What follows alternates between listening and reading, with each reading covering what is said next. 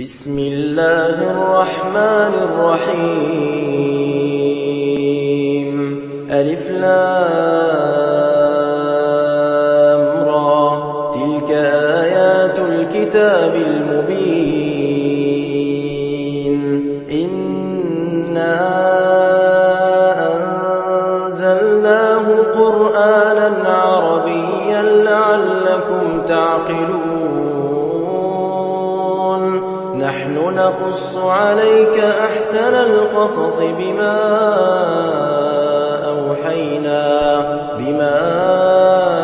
أوحينا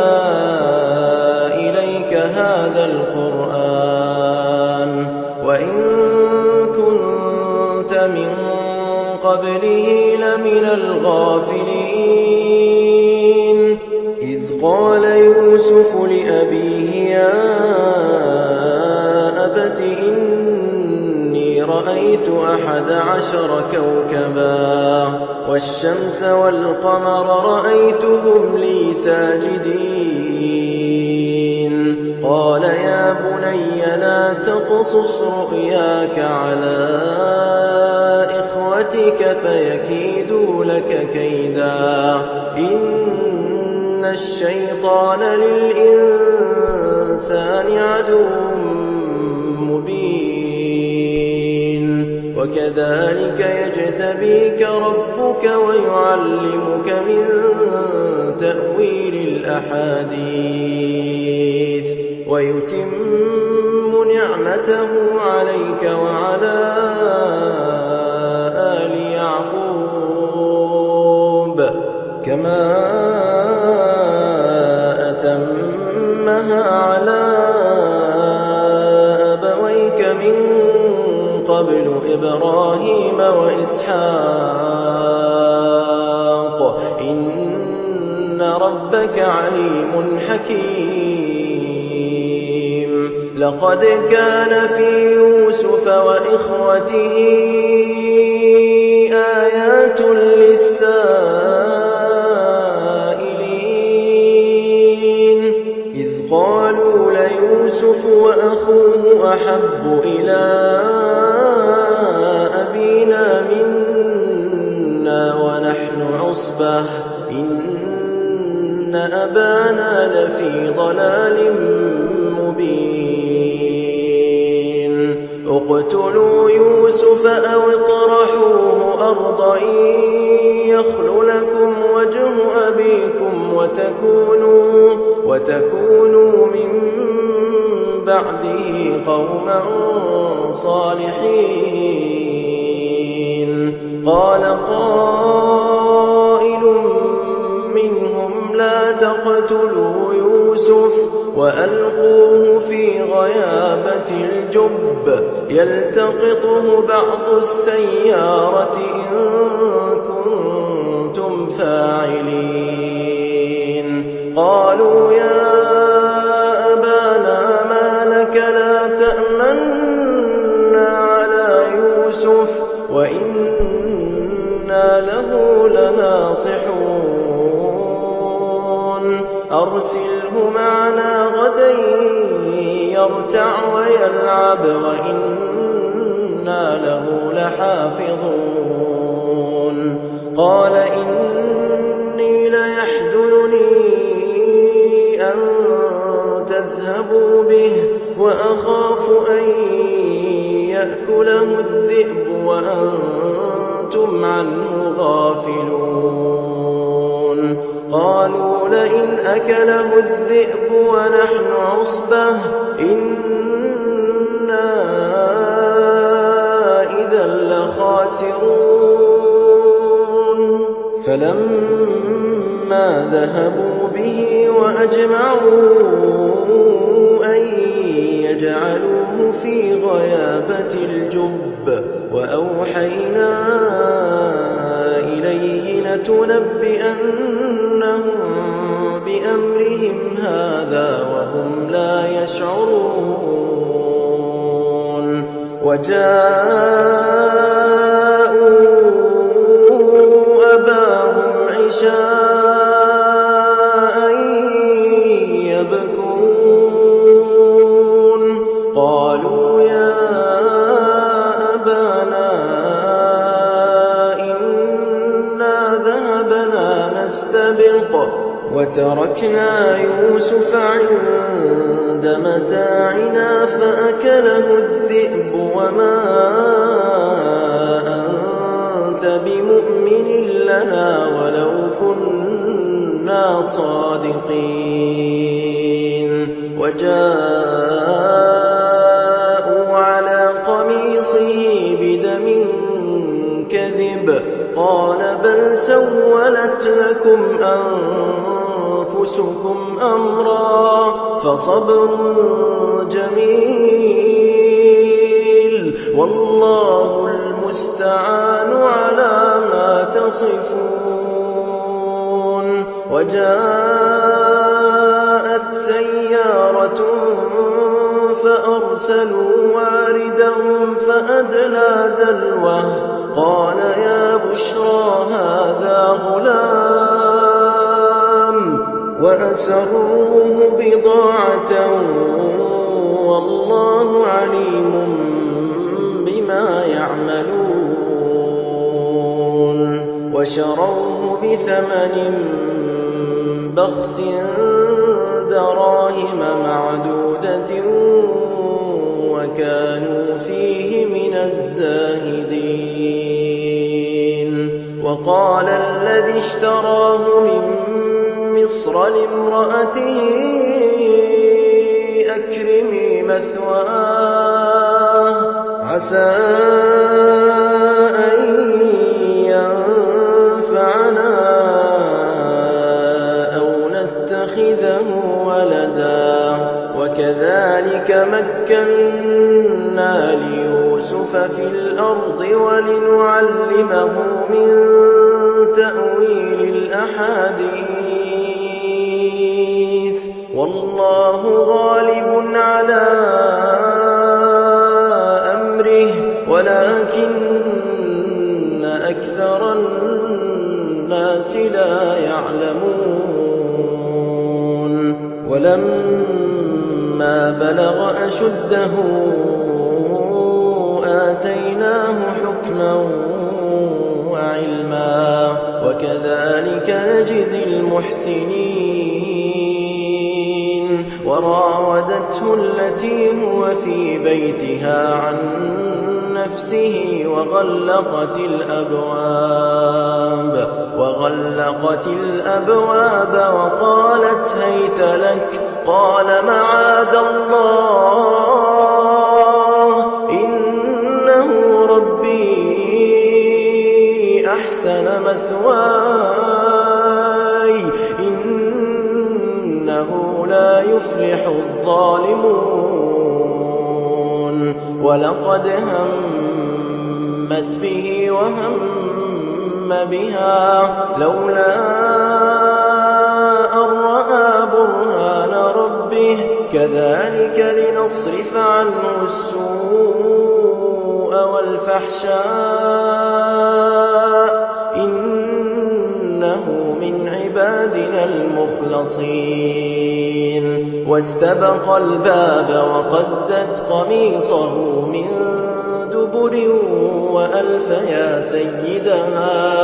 وألف يا سيدها لدى الباب قالت ما جزاء من أراد بأهلك سوءا إلا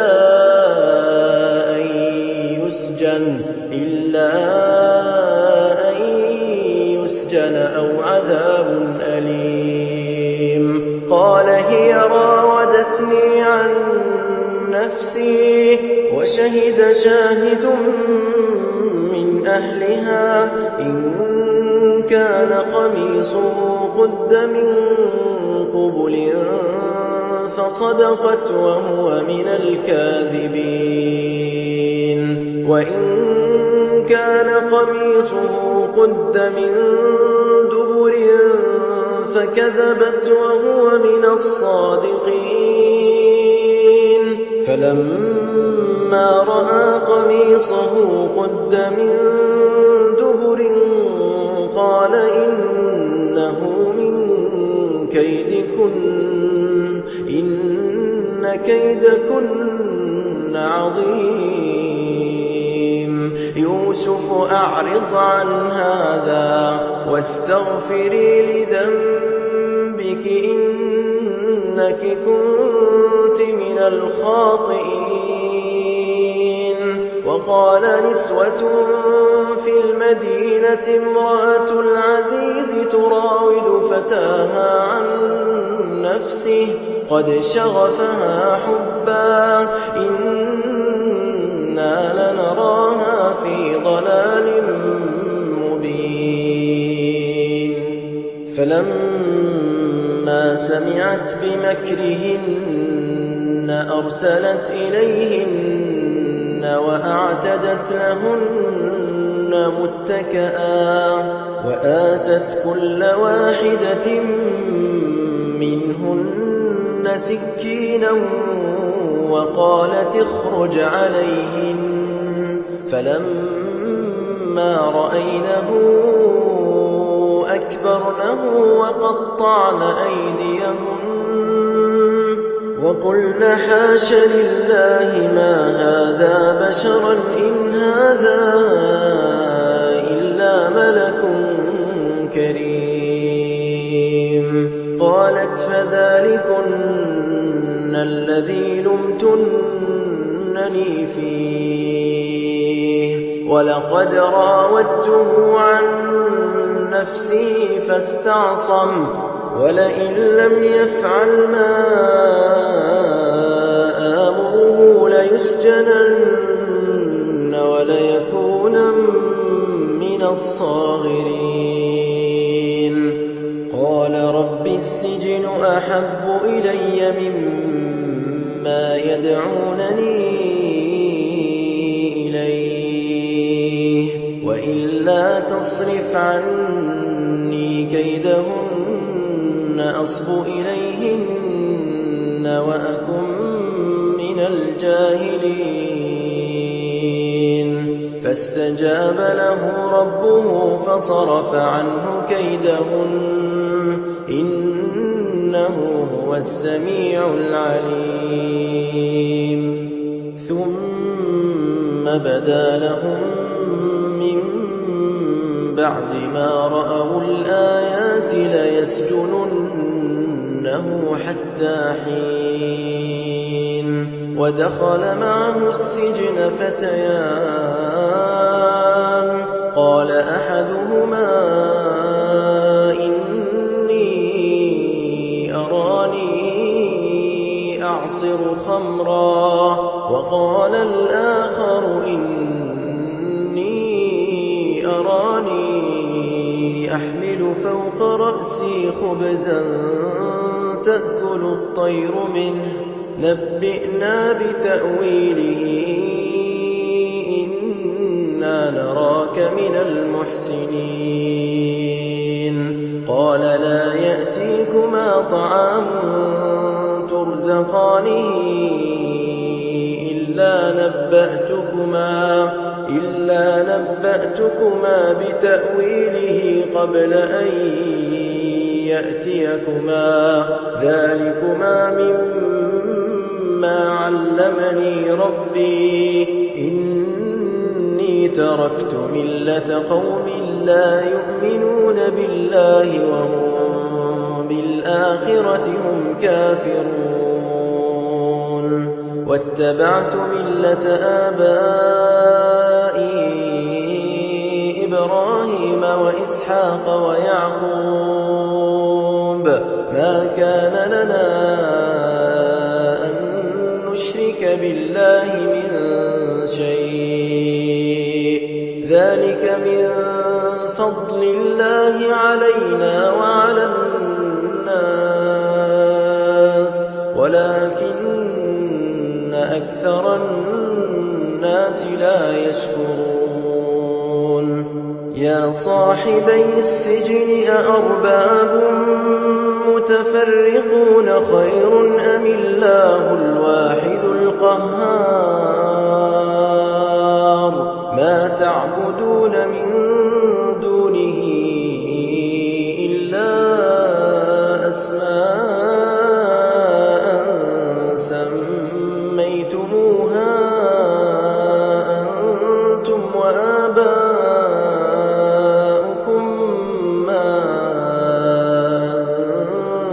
الله بها من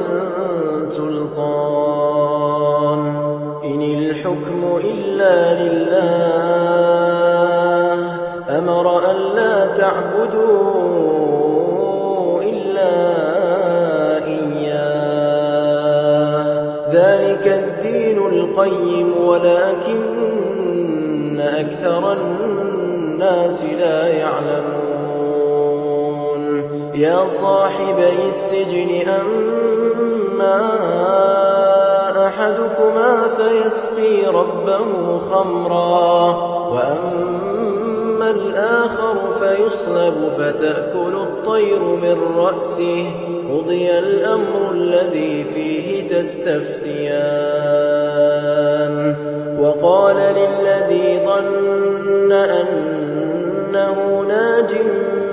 منهما اذكرني عند ربك فأنساه الشيطان ذكر ربه فلبث في السجن بضع سنين وقال الملك إني أرى 7 بقرات سمان يأكلهن 7 عجاف و7 سنبلات خضر وأخر يابسات يا أيها الملأ أفتوني في رؤياي إن كنتم للرؤيا تعبرون قالوا أضغاث أحلام وما نحن بتأويل الأحلام بعالمين وقال الذي نجا منهما وادكر بعد أمة أنا أنبئكم بتأويله فأرسلون يوسف أيها الصديق أفتنا في 7 بقرات سمان يأكلهن 7 عجاف و7 سنبلات خضر وأخر يابسات لعلي أرجع إلى الناس لعلهم يعلمون قال تزرعون 7 سنين دأبا فما حصدتم فذروه في سنبله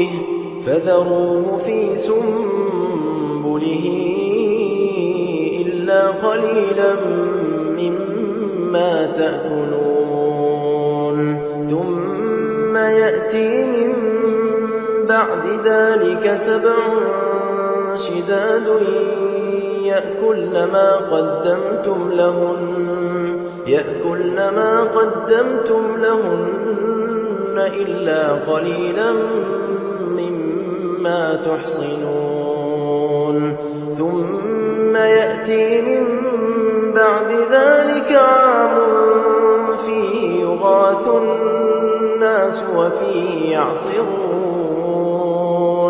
وقال الملك ائتوني به فلما جاءه الرسول قال ارجع إلى ربك فاسأله ما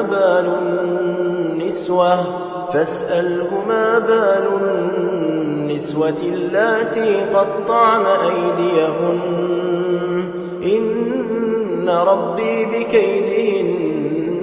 عليم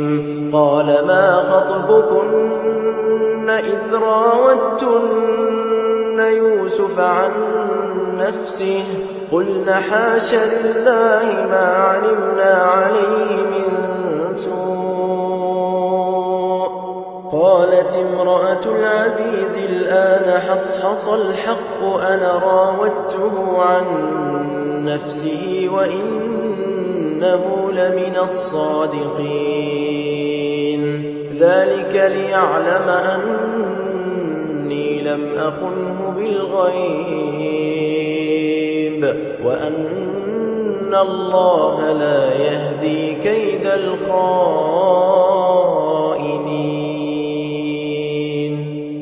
وما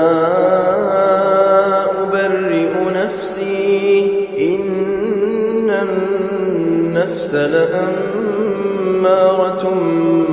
بالسوء إلا ما رحم ربي إن ربي غفور رحيم وقال الملك ائتوني به أستخلصه لنفسي فلما كلمه قال إنك اليوم لدينا مكين أمين قال اجعلني على خزائن الأرض إني حفيظ عليم وكذلك مكنا ليوسف في الأرض يتبوأ منها حيث يشاء نصيب برحمتنا من نشاء ولا نضيع أجر المحسنين ولأجر الآخرة خير للذين آمنوا وكانوا يتقون وجاء إخوة يوسف فدخلوا عليه فعرفهم وهم له منكرون ولما جهزهم بجهازهم قال ائتوني بأخ لكم من أبيكم ألا ترون أني أوفي الكيل وأنا خير المنزلين فإن لم تأتوني به فلا كيل لكم عندي ولا تقربون قالوا سنراود عنه أباه وإنا لفاعلون وقال لفتيانه اجعلوا بضاعتهم في رحالهم لعلهم يعرفونها إذا انقلبوا إلى أهلهم لعلهم يرجعون فلما رجعوا إلى أبيهم قالوا يا أبانا منع منا الكيل فأرسل معنا أخانا نكتل وإنا له لحافظون قال هل آمنكم عليه إلا كما أمنتكم على أخيه من قبل فالله خير حافظا وهو أرحم الراحمين ولما فتحوا متاعهم وجدوا بضاعتهم ردت إليهم قالوا يا أبانا ما نبغي هذه بضاعتنا ردت إلينا ونمير أهلنا ونحفظ أخانا ونزداد كيل بعير ذلك كيل يسير قال لن أرسله معكم حتى تؤتون موثقا من الله لتأتونني به إلا أن يحاط بكم فلما آتوه موثقهم قال الله على ما نقول وكيل وقال يا بني لا تدخلوا من باب واحد وادخلوا من أبواب متفرقة وما أغني عنكم من الله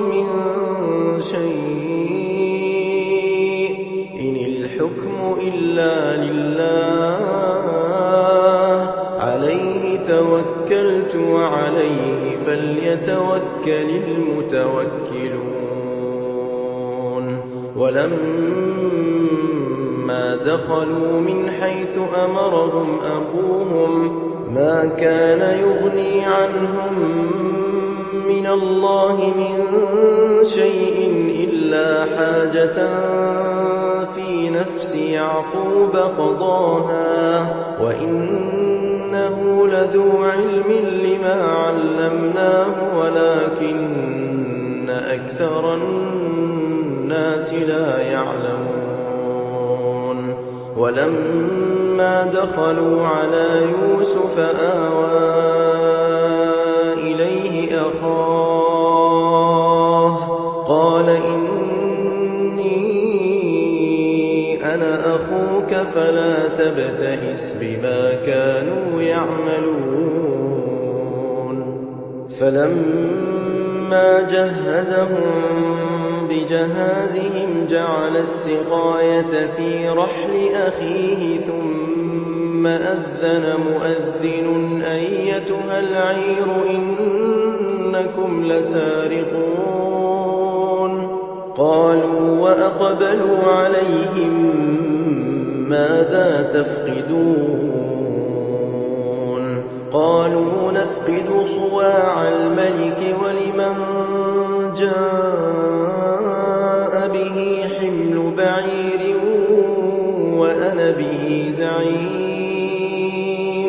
قالوا تالله لقد علمتم ما جئنا لنفسد في الأرض وما كنا سارقين قالوا فما جزاؤه إن كنتم كاذبين قالوا جزاؤه من وجد في رحله فهو جزاؤه كذلك نجزي الظالمين فبدأ بأوعيتهم قبل وعاء أخيه ثم استخرجها من وعاء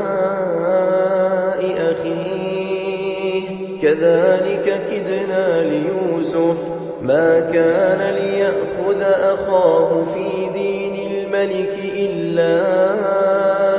أن يشاء الله نرفع درجات من نشاء وفوق كل ذي علم عليم قالوا إن يسرق فقد سرق أخ له من قبل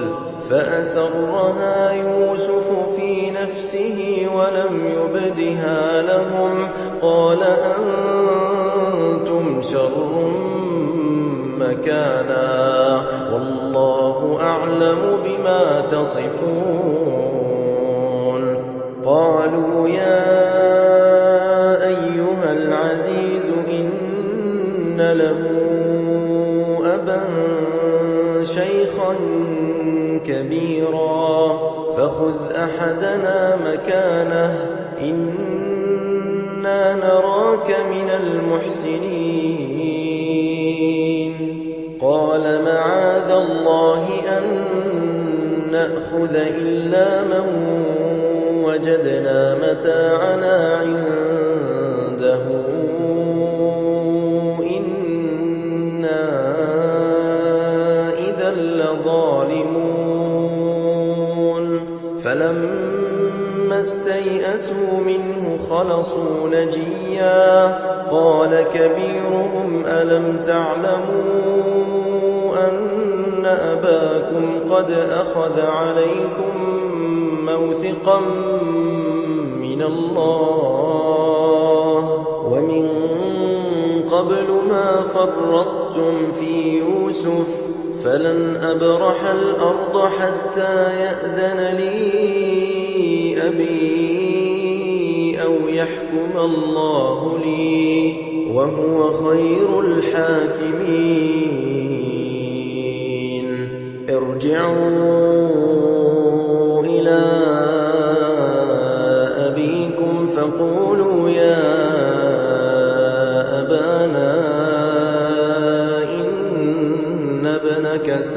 صدق وما شهدنا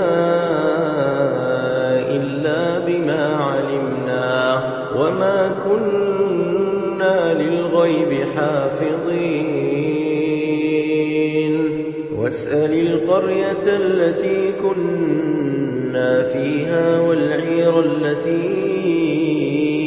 أقبلنا فيها وإنا لصادقون قال بل سولت لكم أنفسكم أمرا فصبر جميل عسى الله أن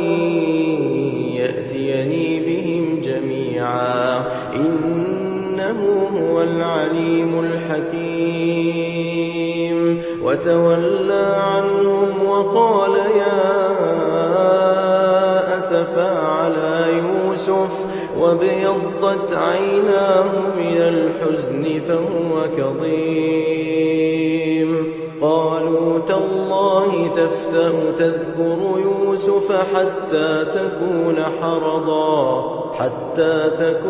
حرضا أو تكون من الهالكين قال إنما أشكو بثي وحزني إلى الله وأعلم من الله ما لا تعلمون يا بني يذهبوا فتحسسوا من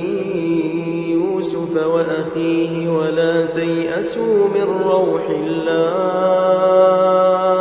إنه لا ييأس من روح الله إلا القوم الكافرون فلما دخلوا عليه قالوا يا أيها العزيز مسنا وأهلنا الضر وجئنا ببضاعة مزجاة فأوف لنا الكيل وتصدق علينا إن الله يجزي المتصدقين قال هل علمتم ما فعلتم بيوسف وأخيه إذ أنتم جاهلون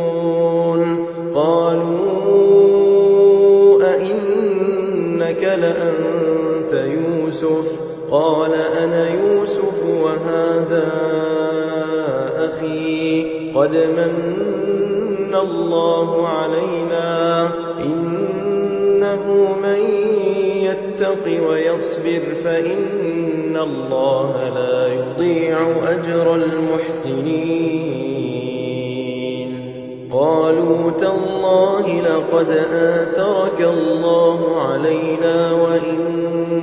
كنا لخاطئين قال لا تثريب عليكم اليوم يغفر الله لكم وهو أرحم الراحمين اذهبوا بقميصي هذا فألقوه على وجه أبي يأت بصيرا وأتوني بأهلكم أجمعين ولما فصلت العير قال أبوهم إني لأجد ريح يوسف لولا أن تفندون قالوا تالله إنك لفي ضلالك القديم فلما أن جاء البشير ألقاه على وجهه فارتد بصيرا قال ألم أقل لكم إني أعلم من الله ما لا تعلمون قالوا يا أبانا استغفر لنا ذنوبنا إنا كنا خاطئين قال سوف أستغفر لكم ربي إنه هو الغفور الرحيم. فلما دخلوا على يوسف آوى إليه أبويه وقال ادخلوا مصر إن شاء الله آمنين. ورفع أبويه على العرش وخروا له سجدا وقال يا أبت هذا تأويل رؤياي من قبل قد جعلها ربي حقا وقد أحسن بي إذ أخرجني من السجن وجاء بكم من البدو من بعد أن نزغ الشيطان بيني وبين إخوتي إن ربي لطيف لما يشاء إنه هو العليم الحكيم. رب قد آتيتني من الملك وعلمتني من تأويل الأحاديث فاطر السماوات والأرض أنت وليي في الدنيا والآخرة توفني مسلما وألحقني بالصالحين. ذلك من أنباء الغيب نوحيه إليك وما كنت لديهم إذ أجمعوا أمرهم وهم يمكرون وما أكثر الناس ولو حرصت بمؤمنين وما تسألهم عليه من أجر إن هو إلا ذكر للعالمين. وكأين من آية في السماوات والأرض يمرون عليها وهم عنها معرضون وما يؤمن أكثرهم بالله إلا وهم مشركون. أفأمنوا أن تأتيهم غاشية من عذاب الله أو تأتيهم الساعة بغتة وهم لا يشعرون. قل هذه سبيلي أدعو إلى الله على بصيرة أنا ومن اتبعني وسبحان الله وما أنا من المشركين. وما أرسلنا من قبلك إلا رجالا نوحي إليهم من أهل القرى أفلم يسيروا في الأرض فينظروا كيف كان عاقبة الذين من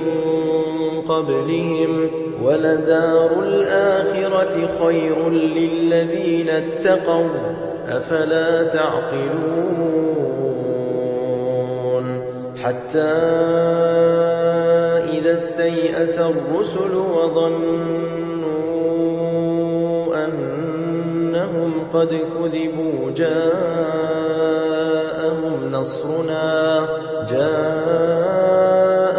نصرنا فنجي من نشاء ولا يرد بأسنا عن القوم المجرمين. لقد كان في قصصهم عبرة لأولي الألباب ما كان حديثا يفترى ولكن تصديق الذي بين يديه وتفصيل كل شيء وهدى ورحمة لقوم يؤمنون. إن إنما المؤمنون الذين إذا ذكر الله وجلت قلوبهم